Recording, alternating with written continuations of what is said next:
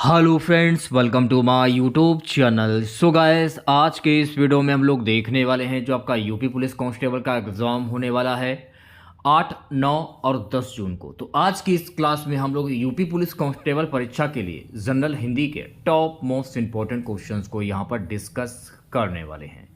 तो वीडियो काफ़ी इंपॉर्टेंट है आप लोगों के लिए, तो इस वीडियो को पूरा ज़रूर देखिए। वीडियो अच्छा लगे तो प्लीज़ वीडियो को लाइक और शेयर ज़रूर करें। अगर आप चैनल पर नए हैं और आप लोगों ने अभी तक इस चैनल को सब्सक्राइब नहीं किया है तो प्लीज़ चैनल को ज़रूर सब्सक्राइब करें और नोटिफिकेशन बेल ऑन करना ना भूलें।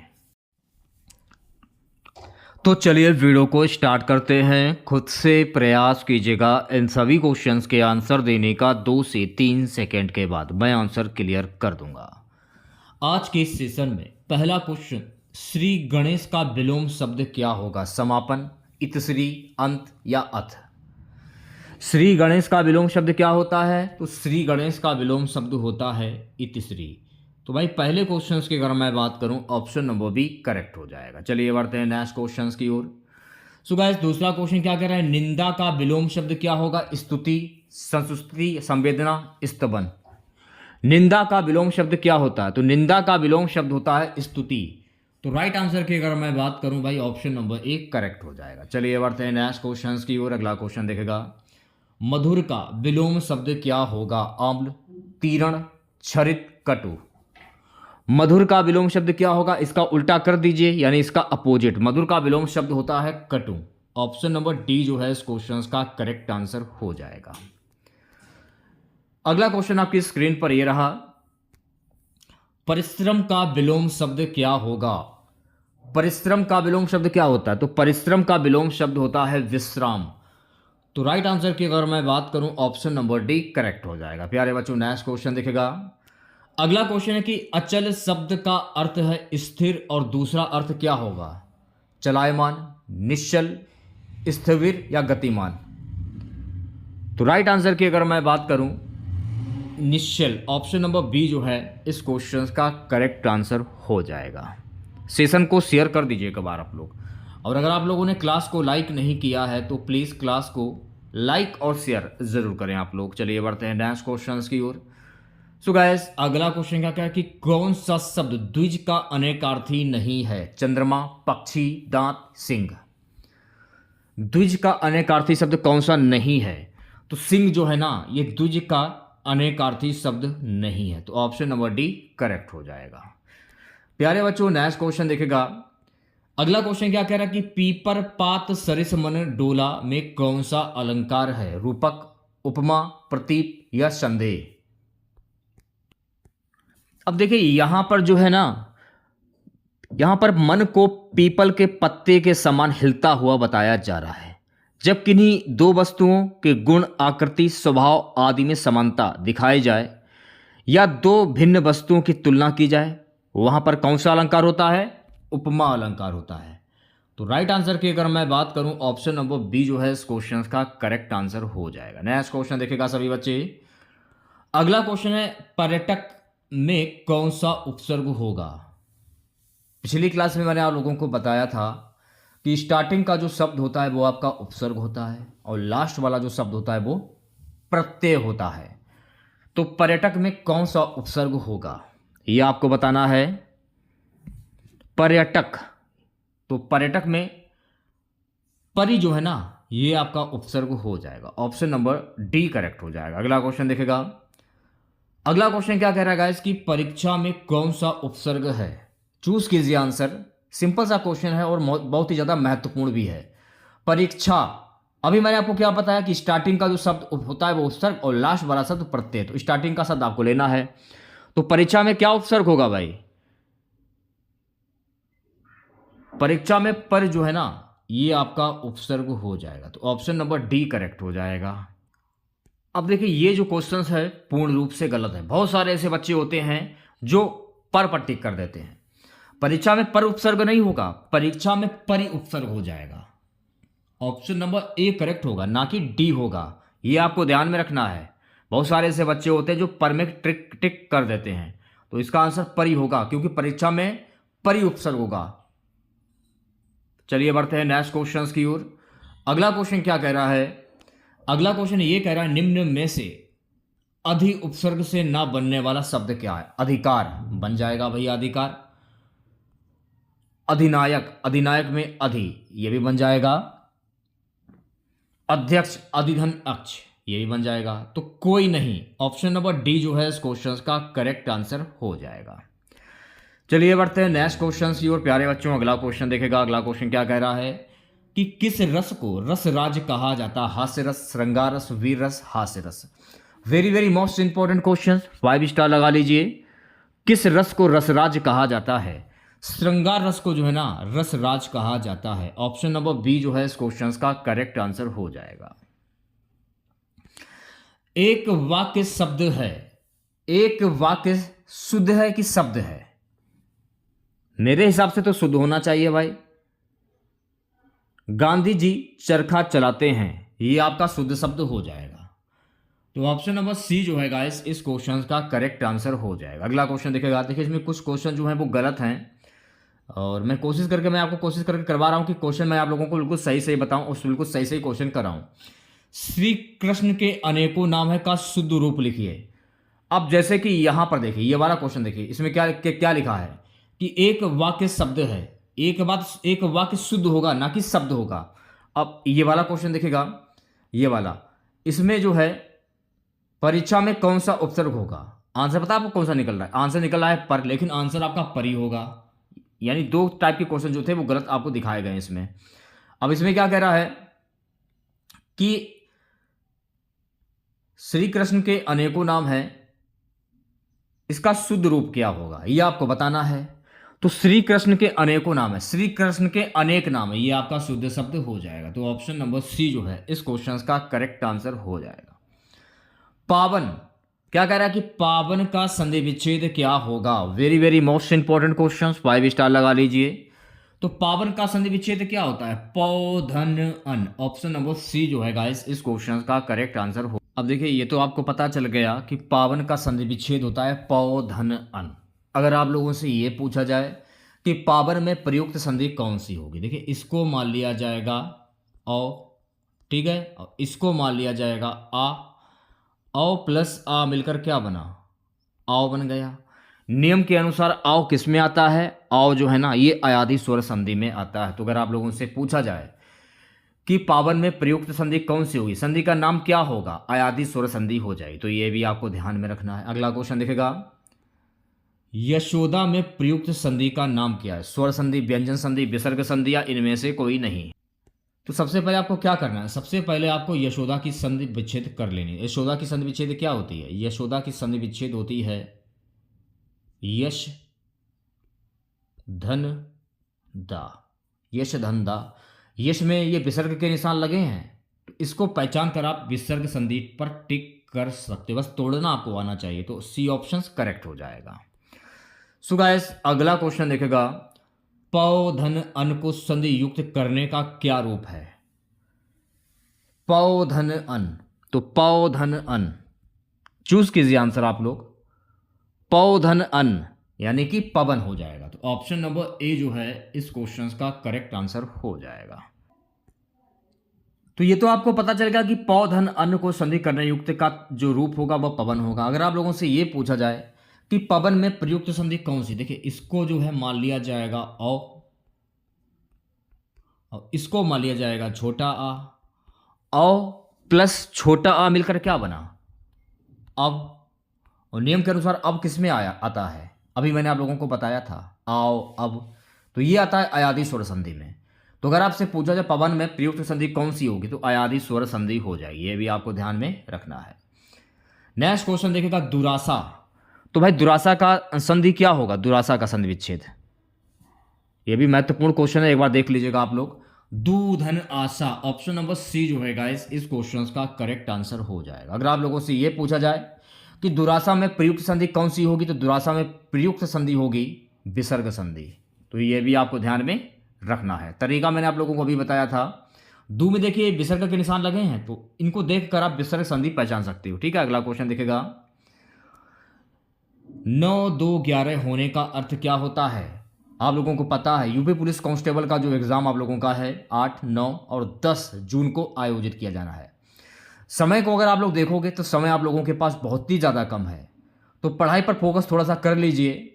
आपके माँ बाप ने आपको कैसे पढ़ाया है, कितनी मेहनत की है, ये सोच लीजिए। सिर्फ 3 महीने आपको पढ़ाई करनी है, मन से, वो भी सिलेक्शन ले जाओगे, ये मेरी गारंटी है। और हिंदी में मैं आप लोगों को जो कुछ पढ़ा रहा हूँ उसको अगर आप लोगों ने ईमानदारी के साथ में पढ़ा अगर, तो हिंदी में आप लोगों का एक भी क्वेश्चन जो है एग्जाम में मिस नहीं होगा, ये मेरी गारंटी है। बस आप ईमानदारी देते रहिए, अपना 100% दीजिए। पढ़ाई पर आपको डेली 9 से 10 घंटे देने हैं पढ़ाई पर। एक कमरे में अपने आप को पैक कर लीजिए। ये भूल जाइए कि भारी दुनिया में क्या हो रहा है क्या नहीं हो रहा है, दिमाग से सब सारी बातें निकाल दीजिए। सिर्फ पढ़ाई और पढ़ाई। देखिए, देखना आपका सिलेक्शन फिर कैसे होता है, वर्दी आपको कैसे मिलती है। और जब वर्दी पहनकर जाओगे ना आप अपने यार दोस्तों के सामने, तो उनको भी लगेगा कि हाँ, हम भी तैयारी कर लेते तो हमारा भी कुछ भला हो जाता। तो तैयारी करते रहिए, हमारी शुभकामनाएं आप लोगों के साथ में हैं। बस सपोर्ट की बात आती है, लेकिन आप लोगों को जो सपोर्ट की जब बात आती है तो आप चले जाते हो, सपोर्ट नहीं करते हो। समस्या सबसे बड़ी बात यही है। 9 2 11 होना, जैसे कि चोर ने चोरी की और चोर ने पुलिस को देखा और वो 9 2 11 हो गया, यानी पुलिस को देखकर चोर भाग गया। तो 9 2 11 होना यानी भाग जाना। Option number C correct answer हो जाएगा। ठीक है, नेक्स्ट क्वेश्चन देखेगा। चैन की बंसी बजाना का अर्थ क्या होता है? साइकिल की चैन की बांसुरी बनाकर बजाना, मौज करना, फुर्सत में बंसी बजाना, बेरोजगार होना। तो भाई चैन की बंसी बजाना, इसे क्या कहोगे? चैन की बंसी बजाना, मौज करना। ऑप्शन नंबर बी जो है गाइस इस क्वेश्चन का करेक्ट आंसर हो जाएगा। नेक्स्ट क्वेश्चन देखेगा सभी बच्चे। सिर उठाना मुहावरे का सही अर्थ क्या होता है? रंग उतर जाना, भेद प्रकट करना, बहुत पछताना, विद्रोह करना। तो सिर उठाना, तो भाई सिर उठाना इसका मुहावरा क्या होगा? विद्रोह करना। ऑप्शन नंबर डी जो है इस क्वेश्चन का करेक्ट आंसर हो जाएगा। ओके, अगला क्वेश्चन क्या कह रहा है? कान भरना मुहावरे का अर्थ क्या होगा? धोखा देना, चाणक्य होना, चुगली करना, असर ना होना। कान भरना यानी ये जो है चुगली की श्रेणी में आ जाता है। तो कान भरना यानी चुगली करना। ऑप्शन नंबर सी जो है इस क्वेश्चन का करेक्ट आंसर हो जाएगा। नेक्स्ट क्वेश्चन देखेगा। सो गाइस अगला क्वेश्चन क्या कह रहा है? इनमें कौन सा शब्द तद्भव है? पिछली क्लास में मैंने आप लोगों को बताया था कि ऐसे शब्द जो हिंदी भाषा से उत्पन्न हुए हों वो तद्भव शब्द कहलाते हैं। तो इनमें आपको वो शब्द आपको चुनना जो हिंदी भाषा का हो। तो इनमें वो शब्द है भंवरा, ये आपका तद्भव शब्द हो जाएगा। ऑप्शन नंबर डी जो है इस क्वेश्चन का करेक्ट आंसर हो जाएगा। अगला क्वेश्चन देखेगा। मदरी का तत्सम शब्द क्या होगा भाई? ऐसे शब्द जो संस्कृत भाषा से उत्पन्न हुए हों वो तत्सम शब्द कहलाते हैं। और मंदरी को देखोगे अगर आप लोग, तो मंदरी जो है ना ये हिंदी भाषा का शब्द है। जब आप इसे संस्कृत में कन्वर्ट करोगे ना तो इसका तत्सम शब्द बन जाएगा मुद्रिका। ऑप्शन नंबर डी जो है इस क्वेश्चन का करेक्ट आंसर हो जाएगा। अगला क्वेश्चन देखेगा।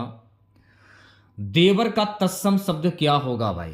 देवर का, देवर तो ये हिंदी भाषा का शब्द है और जब आप इसे संस्कृत में कन्वर्ट करोगे तो इसका तत्सम शब्द क्या बनेगा? द्वेवर हो जाएगा। ऑप्शन नंबर बी जो है गाइस इस क्वेश्चन का करेक्ट आंसर हो जाएगा। चलिए बढ़ते हैं नेक्स्ट क्वेश्चन की ओर। अगला क्वेश्चन क्या कह रहा है? शिक्षिका शब्द क्या स्त्रीलिंग है? इसमें निहित प्रत्यय की पहचान करें। तो मैंने आप लोगों को क्या बताया था? अभी जस्ट अभी बताया। स्टार्टिंग का जो शब्द होता है वो आपका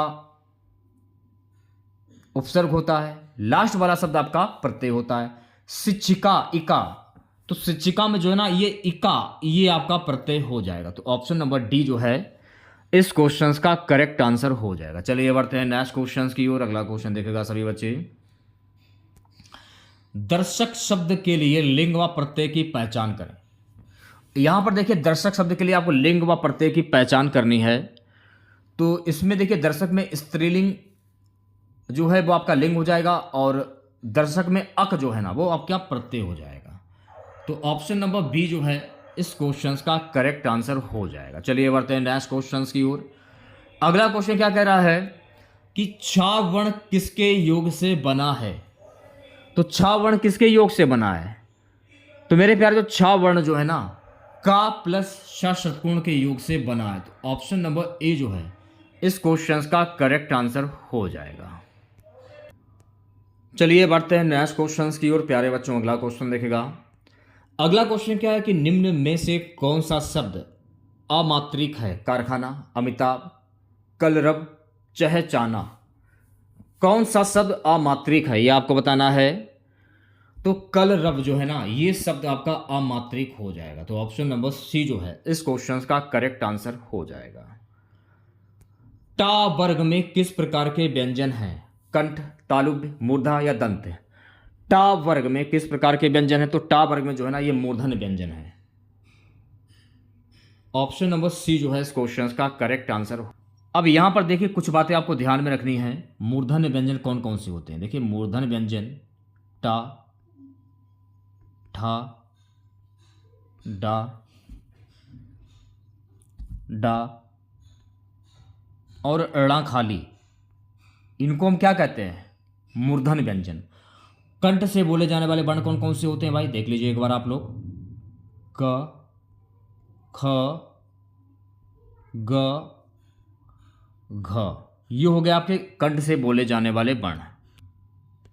अब को आपको पता होना चाहिए तालुब से कौन कौन से जो हैं व्यंजन बोले जाते हैं। तालुब से जैसे कि चा, यहाँ पर जगह नहीं, थोड़ी समस्या इसी की हो रही है।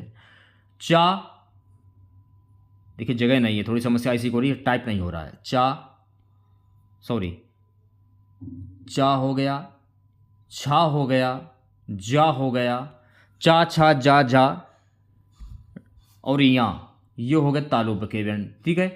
दंतस्थ से जैसे कि ता, था, दा, धा और ना, ये हो गए दंत से। ये आपको ध्यान में रखना है क्योंकि मेरे पास डिजिटल बोर्ड नहीं है जो कि मैं आपके सामने आकर मैं आपको पढ़ा सकूं। अगला क्वेश्चन क्या है? हिंदी वर्णमाला में व्यंजनों की संख्या कितनी होती है? ये भी क्वेश्चन महत्वपूर्ण है, एक बार देख लीजिएगा आप लोग। तो मेरे पास जो हिंदी वर्णमाला में व्यंजनों की संख्या होती है 33। तो ऑप्शन नंबर सी जो है इस क्वेश्चन का करेक्ट आंसर हो जाएगा।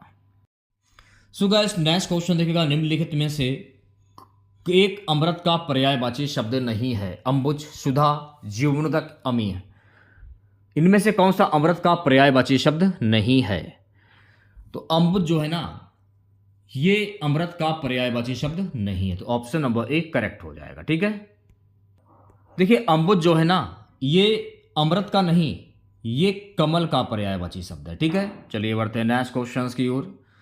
अगला क्वेश्चन क्या कह रहा है? भौरा का पर्यायवाची शब्द है शिलीमुख, सारंग, पादम, केकी।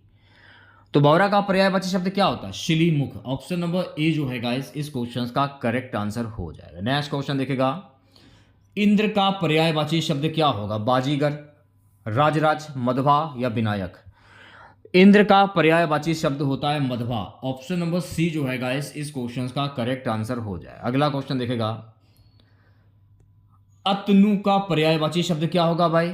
शिव, कृष्ण, कामदेव या राम? अतनु का पर्यायवाची शब्द क्या होता? अतनु का पर्यायवाची शब्द होता है कामदेव। तो ऑप्शन नंबर सी जो है गाइस इस क्वेश्चन का करेक्ट आंसर हो जाएगा। अगला क्वेश्चन क्या कह रहा है कि माली आवत देखी, कलियन करी पुकार, फूले फूले चुन लियो, कली हमारी बार। इन पंक्तियों में कौन सा अलंकार है? श्लेष, यमक या उमा या मानवीकरण? इसमें कौन सा अलंकार होगा? तो इसमें मेरे प्यारे बच्चों मानवीकरण अलंकार होगा, ये उपमा होगा। देखिए इसमें भी मिस्टेक है, ऑप्शन नंबर डी करेक्ट हो जाएगा।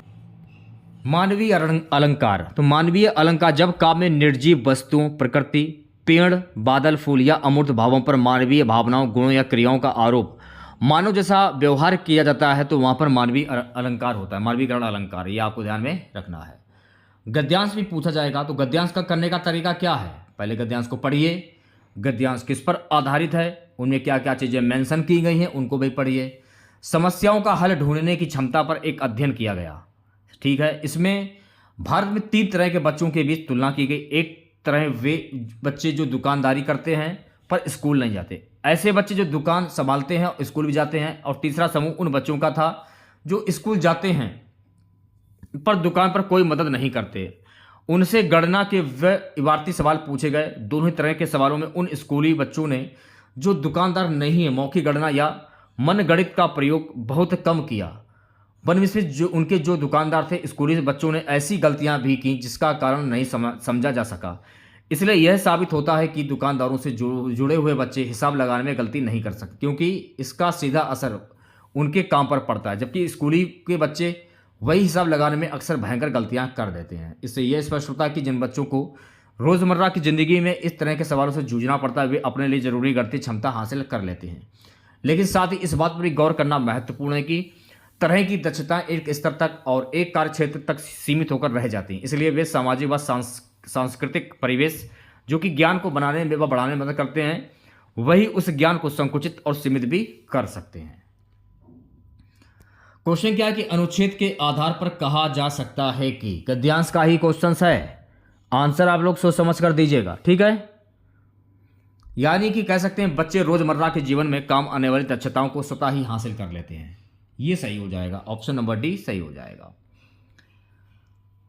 अनुच्छेद के आधार पर बताइए कि सामाजिक व सांस्कृतिक परिवेश ज्ञान को करने में क्या मदद करती है भाई, बनाने में मदद भी करता है और उसे संकुचित सीमित भी कर सकता है, ये सही हो जाएगा। देखिए मैं गद्यांश को नहीं दे, मैं सिर्फ गद्यांश को एक बार पढ़ा और आंसर मैं तुरंत निकाल रहा हूं, आपके सामने ही है। एक प्रत्यय का उदाहरण क्या होगा, चूंकि, सीमित, संकुचित, सांस्कृतिक। अब देखिए चूंकि में भी एक प्रत्यय नहीं होगा, सीमित में भी नहीं होगा, संकुचित भी नहीं होगा, संकुचित इत होगा इसमें तो, और सांस्कृतिक सांस्कृतिक में एक प्रत्यय हो जाएगा। तो ऑप्शन नंबर डी जो है गाइस इस क्वेश्चन का करेक्ट आंसर होगा। तो मैंने आप लोगों को बताया था कि स्टार्टिंग का जो शब्द होता है वो आपका उपसर्ग होता है और लास्ट वाला शब्द प्रत्यय होता है। अगला क्वेश्चन देखेगा, मन गणित का अर्थ क्या होता है भाई, मन गणित। तो मन गणित का अर्थ होता है मन ही मन हिसाब लगाना। देखिए ये लगाना होगा, इसमें क्या लिख दिया उन्होंने, लगान पर, सी ऑप्शन करेक्ट हो जाएगा, ठीक है। नेक्स्ट क्वेश्चन देखेगा, संयुक्त क्रिया का उदाहरण है। यहां पर देखिए आपको संयुक्त क्रिया की पहचान करनी है। संयुक्त क्रिया, अध्ययन किया गया, ये आपका संयुक्त क्रिया हो जाएगा, ऑप्शन नंबर सी करेक्ट हो जाएगा। अब आपके मन में ये आ रहा होगा कि संयुक्त क्रिया क्या होती है। संयुक्त क्रिया वह क्रिया है जो दो या दो से अधिक भिन्नार्थक क्रियाओं के मेल से बनती है लेकिन एक ही कार्य का बोध कराती है। इसमें मुख्य क्रिया के साथ सहायक या रंजक क्रिया का प्रयोग होता है, ये संयुक्त क्रिया कहलाती है, ये आपको ध्यान में रखना है। सो गाइस नेक्स्ट क्वेश्चन देखिएगा, निम्नलिखित में से किस शब्द की वर्तनी सही है। अब देखिए यहां पर आपको सही वर्तनी की पहचान करनी है। सबसे पहले आपको आंसर को चूज करना होगा और आंसर आपको कमेंट बॉक्स में बताना होगा और लास्ट में आपको ये भी बताना होगा कि आप लोगों ने कितने क्वेश्चंस के सही आंसर दिए हैं। अंतर्राष्ट्रीय, अंतर्राष्ट्रीय ऐसे लिखा जाता है, तो ऑप्शन नंबर बी करेक्ट हो जाएगा। नेक्स्ट क्वेश्चन देखिएगा, इनमें से कौन सा शब्द शुद्ध है। अब यहां पर देखिए आपको शुद्ध शब्द की पहचान करनी है। अंतर्निहित कैसे लिखा जाता है, अंतर्निहित देखिए ऐसे लिखा जाता है, तो ऑप्शन नंबर सी जो है इस क्वेश्चन का करेक्ट आंसर हो जाएगा। चलिए बढ़ते हैं नेक्स्ट क्वेश्चन की ओर। राधा कृष्ण में कौन सा समास है, तत्पुरुष समास, द्वंद्व समास, द्विगु समास या बहुप्रिय समास। राधा कृष्ण, तो राधा कृष्ण में कौन सा समास होगा। देखिए कुछ शब्द ऐसे होते हैं जिनके बीच में योजक चिन्ह नहीं होता है फिर भी वो आपके द्वंद्व समास होते हैं, राधा और कृष्ण, तो यहां पर कौन सा समास होगा, द्वंद्व समास हो जाएगा, तो ऑप्शन नंबर बी करेक्ट हो जाएगा। अगला क्वेश्चन क्या, त्रिभुवन शब्द में कौन सा समास है, तत्पुरुष समास, द्वंद्व समास, द्विगु समास या बहुप्रिय समास। अब देखिए त्रिभुवन, त्रिभुवन में कौन सा समास होगा, ये संख्यावाची शब्द है, तीन। सबसे पहले आप इसका जो समास विग्रह कर लीजिए। त्रिभुवन का समास विग्रह क्या होता है, तो आप कह सकते हो तीन भवनों का समाहार, ठीक है, तीन भवनों का समाहार। तो जहां पर संख्यावाची शब्द होता है तो वहां पर कौन सा समास होता है, द्विगु समास होता है, तो ऑप्शन नंबर सी करेक्ट हो जाएगा, ठीक है। नेक्स्ट क्वेश्चन देखेगा, निर्भय, निर्भय शब्द में कौन सा समास है, अव्ययभाव समास, तत्पुरुष समास, द्वंद्व समास या द्विगु समास। मैंने आप लोगों को एक ट्रिक बताई थी कि जहां पर यथा अनुप्रति बड़ा भर उदहर नी हो वहां पर कौन सा समास होता है, अव्ययभाव समास होता है। ये ट्रिक मैंने आप लोगों को एक बार नहीं कईयों बार बताइए, तो option number A correct answer हो जाएगा। गौशाला में समास बताइए, तो गौ का शाला, तो ये का जो ये किस कारक की विभक्ति है, तो ये कर्म कारक की विभक्ति है। तो देखिए कर्म में को भी आता है भाई और का भी आता है, जाहिर सी बात है। तो गौशाला यानी गौ का शाला, जब भी ऐसा हो, मैंने आपको पिछली क्लास में आप लोगों को बताया है, जब भी ऐसा हो वहां पर आपका तत्पुरुष समास हो जाता है, तो ऑप्शन नंबर डी करेक्ट हो जाएगा। चलिए बढ़ते हैं नेक्स्ट क्वेश्चन की और। अगला क्वेश्चन देखेगा, दोहे में कितने चरण होते हैं, 2, 4, 6 या 8। दोहे में कुल 4 चरण होते हैं, ऑप्शन नंबर बी जो है इस क्वेश्चन का करेक्ट आंसर हो जाएगा। चलिए बढ़ते हैं नेक्स्ट क्वेश्चन की ओर प्यारे बच्चों। अगला क्वेश्चन देखेगा, ध्रुव स्वामिनी के रचयिता कौन है? जयशंकर प्रसाद, सुमित्रानंदन पंत, सूर्यकांत त्रिपाठी निराला, महादेवी वर्मा। ध्रुव स्वामिनी के रचयिता हैं जयशंकर प्रसाद। तो ऑप्शन नंबर ए जो है इस क्वेश्चन का करेक्ट आंसर हो जाएगा। नेक्स्ट क्वेश्चन देखिएगा सभी बच्चे, कलम का सिपाही के लेखक कौन है भाई? मुंशी प्रेमचंद, अमृत राय, अमृतलाल नागर, कमलेश्वर। कमल का सिपाही ये अमृत राय इसके लेखक हैं। तो ऑप्शन नंबर बी करेक्ट हो जाएगा। प्यारे बच्चों नेक्स्ट क्वेश्चन देखिएगा, बाबा बटेश्वर नाथ के रचनाकार कौन है? नागार्जुन, राजेंद्र यादव, नामवर सिंह, महादेवी वर्मा। बाबा बटेश्वर नाथ के रचनाकार हैं नागार्जुन। तो ऑप्शन नंबर ए जो है गाइस इस क्वेश्चन का करेक्ट आंसर हो जाएगा। सो गाइस नेक्स्ट क्वेश्चन देखिएगा, जिसका कोई शत्रु पैदा ही ना हुआ हो कहलाता है? स्कंदगुप्त, अजातशत्रु, अजानबाहु या अजय। तो जिसका शत्रु पैदा ही ना हुआ उसको क्या कहते हैं? उसको हम कहते हैं अजातशत्रु। तो ऑप्शन नंबर बी करेक्ट हो जाएगा। प्यारे बच्चों नेक्स्ट क्वेश्चन देखिएगा, अगला क्वेश्चन है गाइस कि धन को व्यर्थ ही खर्च करने वाला होता है? व्यय, धनिक, मितव्यय या अपव्यय। धन को व्यर्थ ही खर्च करने वाले को क्या कहते हैं? अपव्यय कहते हैं। ऑप्शन नंबर डी जो है गाइस इस क्वेश्चन का करेक्ट आंसर हो जाएगा। प्यारे बच्चों नेक्स्ट क्वेश्चन देखिएगा, जिसके हस्ताक्षर नीचे अंकित हों उसको क्या कहते हैं? तो भाई जिसके हस्ताक्षर नीचे अंकित हों उसको हम कहते हैं अधो हस्ताक्षरकर्ता। तो भाई ऑप्शन नंबर सी जो है इस क्वेश्चन का करेक्ट आंसर हो जाएगा। चलिए बढ़ते हैं नेक्स्ट क्वेश्चन की ओर। अगला क्वेश्चन है, कमल नयन को छाड़ी मानता और देव को ध्यावे में कौन सा अलंकार? अनुप्रास, श्लेष, यमक या रूपक। तो यहां पर कौन सा अलंकार होगा? रूपक अलंकार हो जाएगा। तो भाई ऑप्शन नंबर डी जो है इस क्वेश्चन का करेक्ट आंसर हो। छोटी सी बात आपको ध्यान में रखनी है, जहां उपमेय और उपमान में कोई अंतर नहीं होता वहां पर रूपक अलंकार होता है। ठीक है, चलिए बढ़ते हैं नेक्स्ट क्वेश्चन की ओर।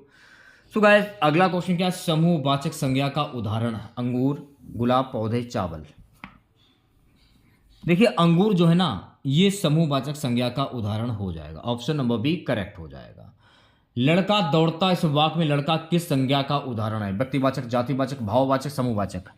तो लड़का दौड़ रहा है ना, तो लड़का जो है ना ये जातिवाचक संज्ञा का उदाहरण है। ऑप्शन नंबर बी करेक्ट हो जाएगा। सो गाइस नेक्स्ट क्वेश्चन देखेगा, संज्ञा विकारी शब्द होते हैं, इनमें से कौन संज्ञा शब्दों से विकार उत्पन्न नहीं करता? लिंग, वचन, कारक, विशेषण।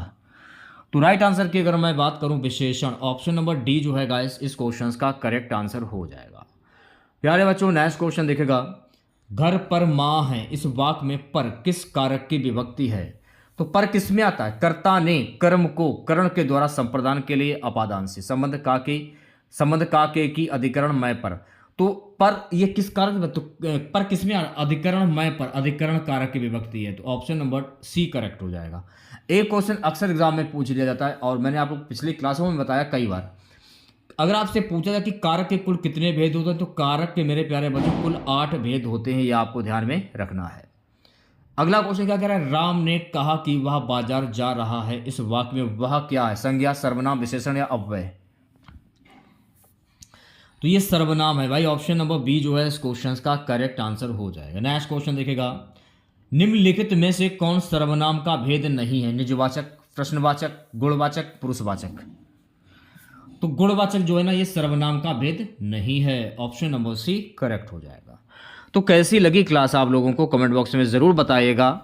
अगर आप लोगों को आज की ये क्लास अच्छी लगी हो तो प्लीज़ क्लास को लाइक कीजिएगा और अपने तमाम दोस्तों में इस क्लास को ज़्यादा से ज़्यादा शेयर कीजिएगा। अगर आप चैनल पर नए हैं और आप लोगों ने अभी तक इस चैनल को सब्सक्राइब नहीं किया है तो प्लीज़ चैनल को ज़रूर सब्सक्राइब करें और नोटिफिकेशन बेल ऑन करना ना भूलें।